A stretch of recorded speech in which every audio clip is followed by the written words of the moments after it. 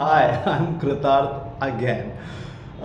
This video is again from myself. आपका इससे कुछ लेना देना नहीं है. मैं ये जो भी बोलता हूँ सिर्फ अपने लिए बोल रहा हूँ. तो अगर आपको सुनना है तो सुनिए, नहीं सुनना है तो कोई बात नहीं. मैं बस ये कहना चाहता हूँ, लाइफ में अगर आप कुछ भी करना चाहते हैं, कुछ भी दुनिया का कोई भी चीज़ हो, अगर आप आर्ट बनाना चाहते हैं, अगर आप खाना बनाना चाहते हो, which is also an art, if you want to make love, you want to make somebody for in love with you, if you want to be in love with yourself, you want to be a sports person, you want to be whatever in the world, you have to let go of this fear कि मैं cringe हूँ.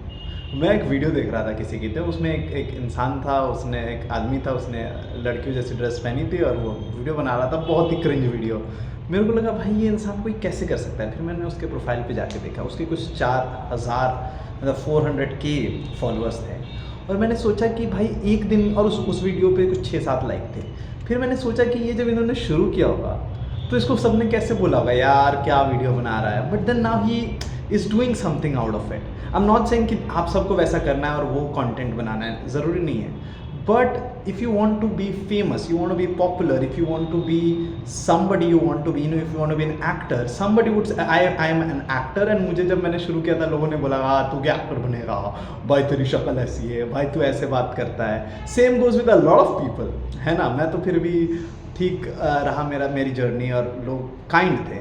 पर if you want to, suppose you want to start a restaurant, है ना, लोग बोलेंगे यार तू कहाँ शुरू कर रहा है, तुझे ठेले पे शुरू करना पड़ेगा. Then you will go and find some other दुकान, एंड आप वहाँ पे सारी चीज़ें करोगे. कहीं पे आप खड़े होकर रास्ते पे चाउमीन बेच रहे हो, है ना, ऑल सॉर्ट्स ऑफ स्टफ, है ना.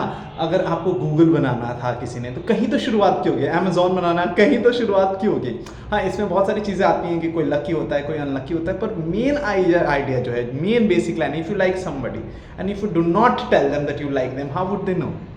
If you're not ready to be cringe, because people will tell you. I also teach a lot of kids, and of course जो वो मुझसे छोटे हैं, at times I would be doing stuff जो उनको लगता होगा that's cringe. Of course that's cringe for you, but this is also not cringe for me, because I am building something, I am trying to become something which I am not, maybe, and then it will make you feel that cringe है.